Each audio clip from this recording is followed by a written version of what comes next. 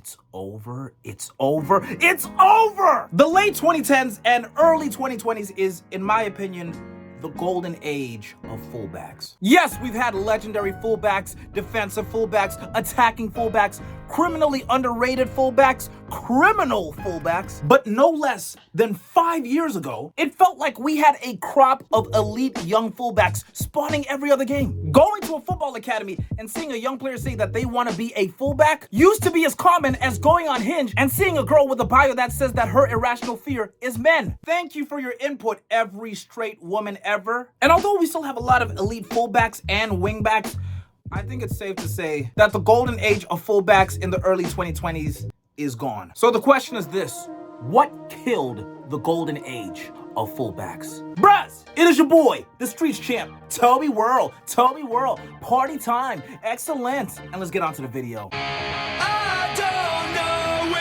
Now, for my younger viewers who have grown up on a strict diet of Tung Tung, the Bob House, and Two Slimes,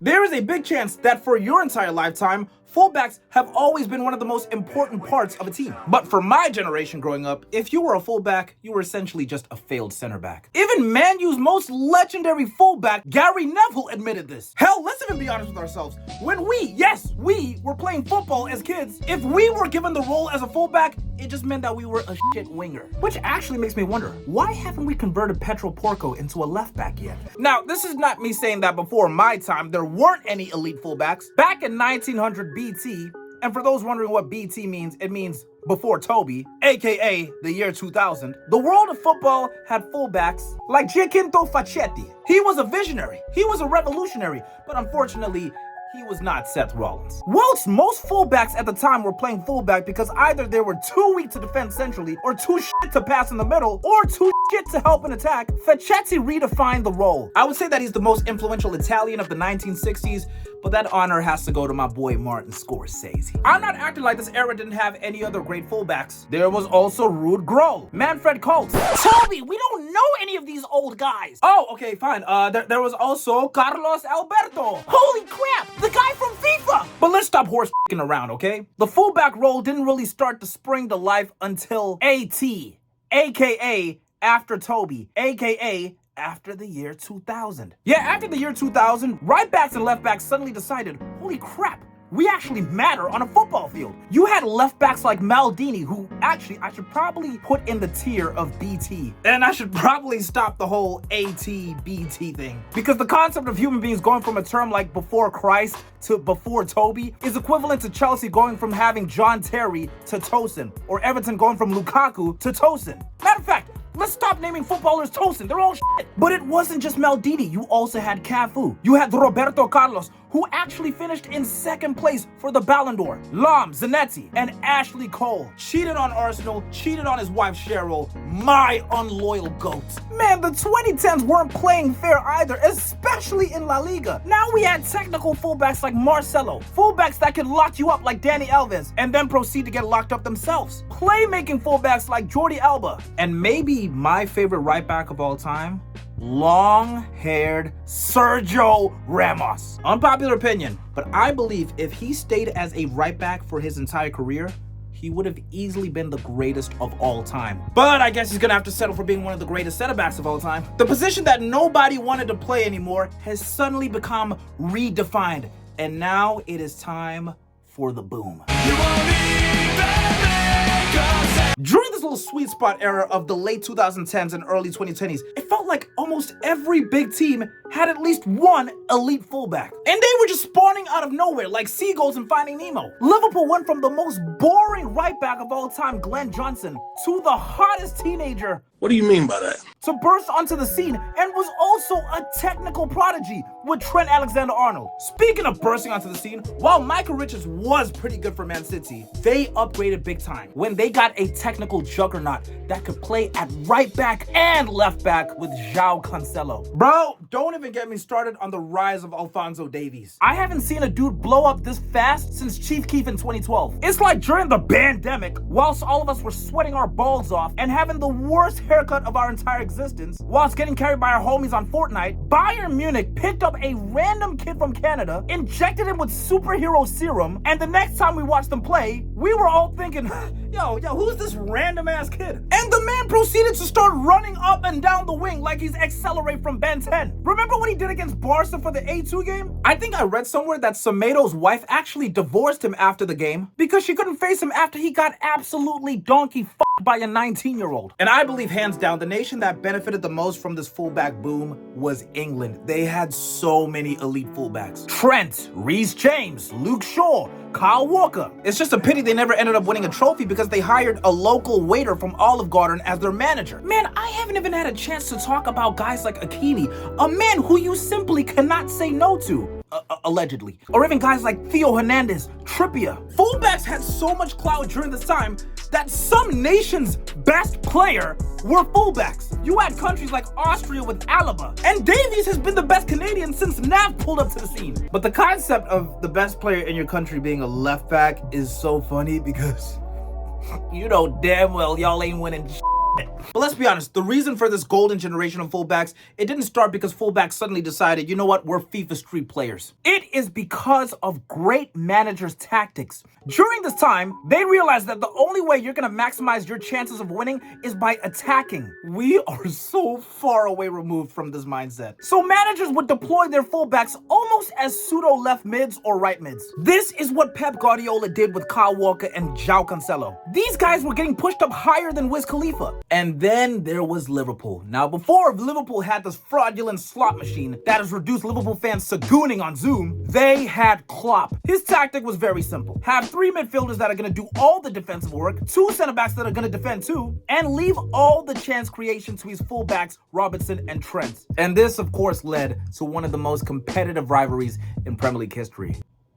It was a lot more competitive than this may look. Then we have my favorite terrorist organization of all time, the wingback managers. 3 in the back like the Shield. They would deploy wingbacks. I'm talking Antonio Conte, who made guys like Victor Moses and Marcos Alonso look like absolute killers. You don't believe me? Google Marcos Alonso, absolute killer. And then, of course, we've got Super Tommy Tuchel with Reece James and Ben Chilwell. Look, I know these guys ended up being more broken than a McDonald's ice cream machine, but at their prime, they were good enough to win a damn Champions League final. Let's not forget about Marcos Alonso deploying Grimaldo and Frimpong as wingbacks, which led to an invincible season in the Bundesliga for Bayer Leverkusen. God bless all of these 3 in the back managers. Hey, not you. And I just want to say one thing real quick. So guys, I am an avid FPL player. The best way to describe me would be I am Arsenal in the early 2020s.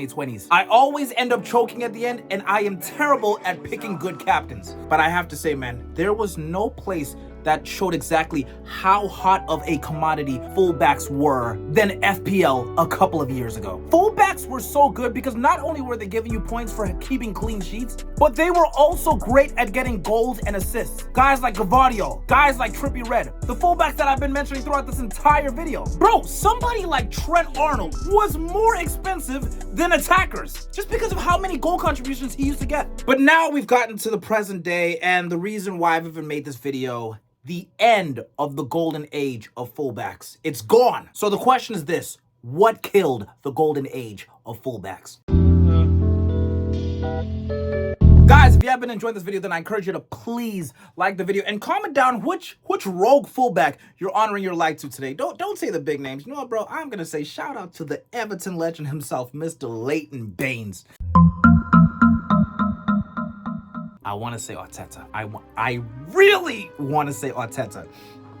I might say Arteta. I mean, come on, man. How can I not blame this guy? He's made it a thing where teams sign center backs and play them as fullbacks. This is criminal. Okay, I'm going to be honest. Now, I said before that a big reason why managers used to push their fullbacks so high up the pitch was to help and get goals and assists, right? But ironically, during this golden age of fullbacks, a lot of the fullbacks weren't very good at defending. Trent Alexander-Arnold was one of the best fullbacks of this time and still is, but yet he is worse at defending than Abraham Lincoln's security team. So because of this, no more than a few seasons ago, managers decided that it's time to bring back old school fullbacks. You had teams like Chelsea getting rid of attacking wonder boy Chilwell, and now they have a no-nonsense one-on-one defending Latina Cucurella. Hell, Pep Guardiola sold one of his best goal outlets with Cancelo. And managers that deploy wingbacks have kind of gone extinct now. 3 in the back now feels like the most washed tactic ever. As of the time of this recording, I would say right now there are no elite fullbacks on earth right now that are known for getting goals and assists like before. Even somebody like Trent Alexander-Arnold at Real Madrid, he's not really getting a lot of goal contributions. He's more so used for just build-up play in midfield. And I mentioned FPL before. Remember when I said that everybody was getting fullbacks in their teams because they always got so many points with their goals or assists? Well, I can tell you right now, nowadays it is rare for any FPL users to have fullbacks in their defense. The most used defenders on FPL nowadays are center backs. I said before, a couple of years ago, it felt like almost every team had elite fullbacks, but that is very rare nowadays. It feels like we're back in BT times. Yes, we're bringing that back. Fullbacks nowadays are just center back sidekicks. Now, I'm gonna ask you guys this question because I know a lot of y'all watch the Premier League, right? Which fullbacks would you have in your team of the year? And before you answer that, I'm gonna ask you this question. These fullbacks that you pick, have they been playing at a team of the year level all season? Or are you just picking the best players in their particular positions? You see, back in my day, picking the best fullback of the season was so hard because there were so many elite names. Nowadays, finding an elite fullback is like finding a Dragon Ball. It feels impossible. Now, I know some of you guys are gonna say a name like Jurian Timber. I think he's pretty good. But if he's the barometer for what's an elite fullback nowadays, then this is all the proof I need to show you that the concept of fullbacks has indeed fallen off. Honestly, it is kind of ironic. The more expressive and attacking football is, the more valuable fullbacks are. But then when football goes back to being more conservative and defensive, it makes fullbacks almost irrelevant. And I'm not saying that defensive fullbacks don't have a place in football, but they've been defensive for most of their time. And there's a reason why fullbacks have never ever won the Ballon d'Or. I know some people are gonna mention some names of guys who may have played left back a handful of times, but for the most part, the defenders that actually have won a Ballon d'Or were center backs. Personally, y'all, I really love attacking fullbacks. They make games more exciting and are some of the best goal outlets. If it was down to me, fullbacks would dictate the way the game goes much more than they do right now. I know a lot of people believe that we might still be in the golden age of fullbacks, but I feel like if it's not dead, then it's definitely dying slowly. Hopefully football can become more attacking again so they can start to shine again. But don't worry guys, I believe that we will be back to the age where fullbacks deserve to be, right at the very top of football. But personally, I think it's gonna happen around ATD, aka after Toby's death. But unfortunately guys, that ain't gonna happen because I'm immortal like Hulk Hogan. Wait, no! Hit that sub button fast, quick. If you don't, you're gonna get your ass kicked. Cause the journey's looking magic. Subscribe, like it up, hype it up, hat trick. We want 100K, no pain. Royal gang's on fire, no cane. I think your girl rang. She tell me, Toby, I wanna join World Gang.